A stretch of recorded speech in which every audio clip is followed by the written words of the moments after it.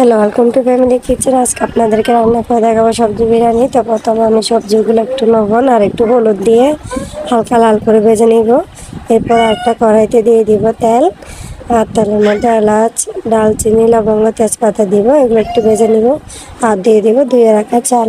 আর একটু ভালো মতো নাড়াচাড়া করে দিয়ে দিব পেঁয়াজ বাটা, আদা বাটা, রসুন বাটা, আর সবগুলো একটু ভালো মতো ভেজে নিব। এরপর দিয়ে দিব পরিমাণ মতো পানি, আর দিয়ে দিব কয়েকটা কাঁচামরিচ আর স্বাদ মতো লবণ। এরপর দিয়ে দিব রাঁধুনি বিরিয়ানি মশলা, যাতে স্মেলটা একটু ভালো আসে। ঢাকনা দিয়ে রেখে দিব আর একটু মাঝে মাঝে নাড়াচাড়া করে দিব। এই যে দিয়ে দিব একটু জিরা গুঁড়া, গরম মশলা গুঁড়া। এরপর ভেজে রাখা সবজিগুলো দিয়ে দিব। এই যে ঢাকনা উল্টাইয়ে একটু একটু নেড়ে দিব মাঝে মাঝে। আমার হয়ে এসেছে, দেখুন কি সুন্দর লাগতেছে, এখন ঝরঝরে হয়েছে। আর উপরে একটু করে ধনেপাতা দিয়ে দিব। ব্যাস, আমার সবজি বিরিয়ানি রেডি। আর সবজি বিরিয়ানির সাথে খাওয়ার জন্য আমি এদিকে মটর ডাল রান্না করেছি।